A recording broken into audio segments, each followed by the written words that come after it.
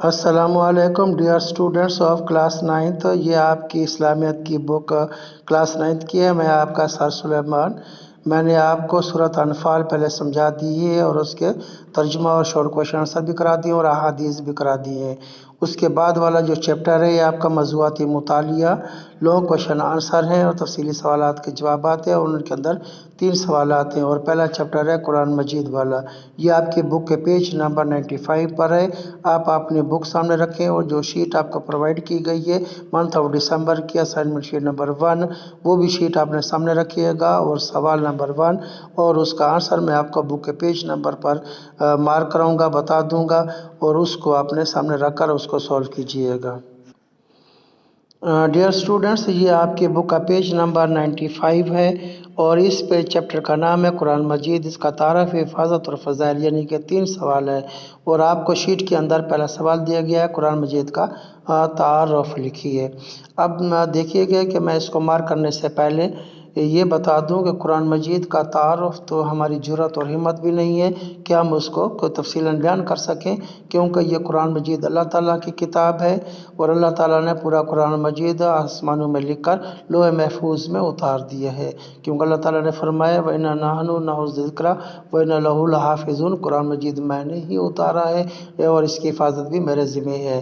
تو اللہ تعالیٰ لوح محفوظ میں لکھ دی ہے۔ محمد صلی اللہ علیہ وسلم کو جب اس دنیا میں بھیجا اور 40 سال کے جب ہوئے تو آپ غار حرا میں اللہ کی عبادت کر رہے تھے۔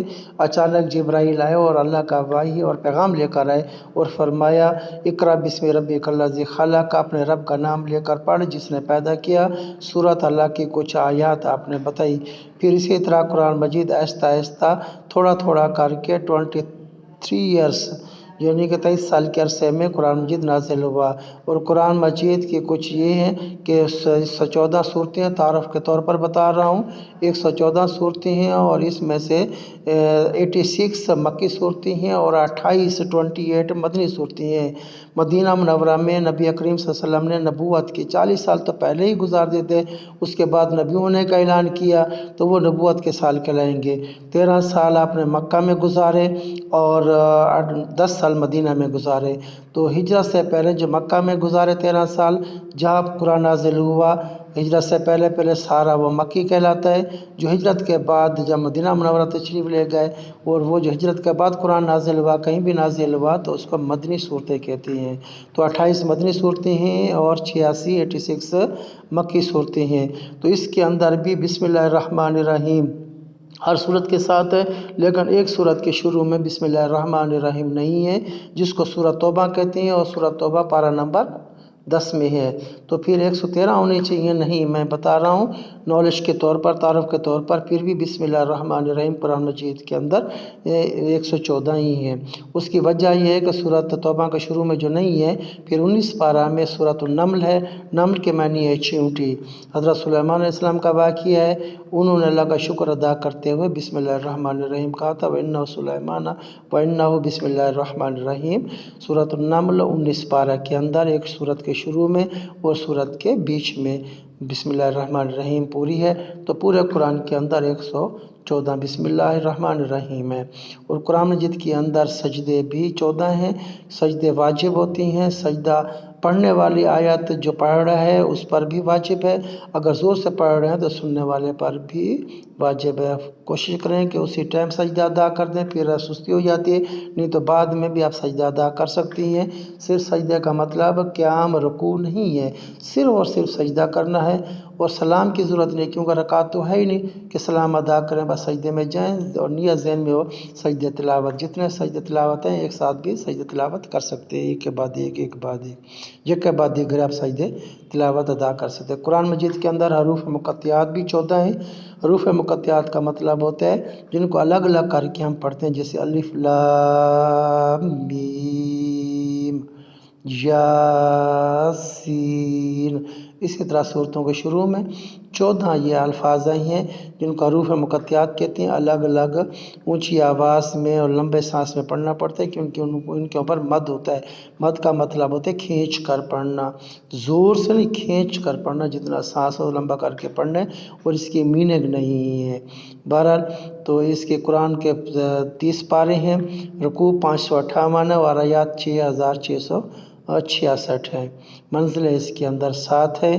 اللہ تعالیٰ نے اس کے اندر قرآن مجید کے اندر ایک قرآن کا دل رکھا ہے، اس سورت کا نام سورت یاسین ہے، جس کو قرآن مجید کا دل کہتے ہیں۔ اور قرآن مجید ایک بار پڑھیں زندگی کے اندر تو فرض ہے، اگر حفظ کر لیں تو سنت ہے۔ سورت فاتحہ پہلی سورت ہے، اس کو ام القرآن کہتے ہیں۔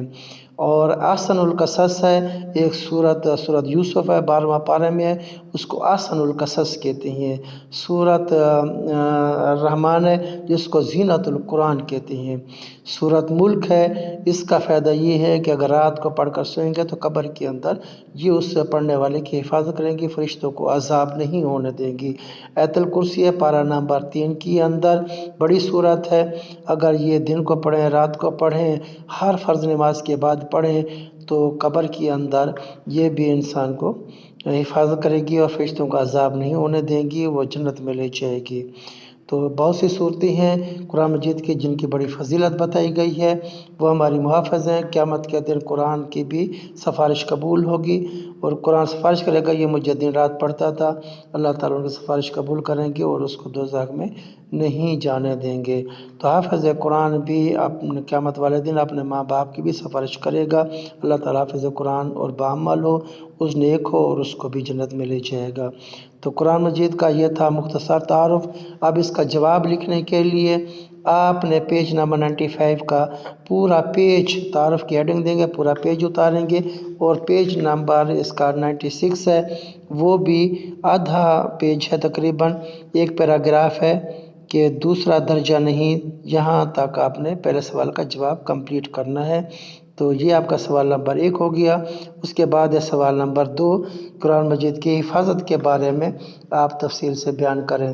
تو حفاظت تو میں نے بتایا ہے کہ اللہ نے کرنی ہے، کون کر سکتا ہے، لیکن اللہ تعالیٰ نے اس کی حفاظت کے طور پر لوگوں کے سینوں میں اس کو محفوظ کر لی ہے، لاکھوں نہیں کروڑوں، اب تو چھوٹے چھوٹے بچے بھی حافظ ہو گئے ہیں ماشاءاللہ۔ یہ قرآن کی ایک بڑی فضیلت ہے، اور اللہ تعالیٰ نے یہاں پر قرآن آیت کو نازل فرما دی ہے، اِنَّا نَحْنُ نَزَّلْنَا الذِّکْرَ وَإِنَّا لَهُ لَحَافِظُونَ، بے شک میں نے ہی قرآن کو نازل کیا اور اس کی حفاظت بھی یہ میرے ذمہ ہے۔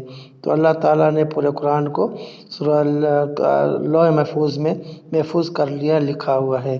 تو اللہ تعالیٰ نے اس کی پوری حفاظت کا ذمہ اپنے ذمہ لیا ہوا ہے۔ اس سوال کا جواب آپ اسی پیج نمبر 96 سے شروع کریں گے، حفاظت کی ہیڈنگ دیں گے، اور اس کے بعد اسی پیج کا یہ پورا پیراگراف آپ اتاریں گے، اور اگلا پیج ہے آپ کا 96 کے 2 پیراگراف ہیں، یہ بھی اسی سوال نمبر 2 کا جواب اتاریے گا، لکھیے گا، کاپی کیجیے گا۔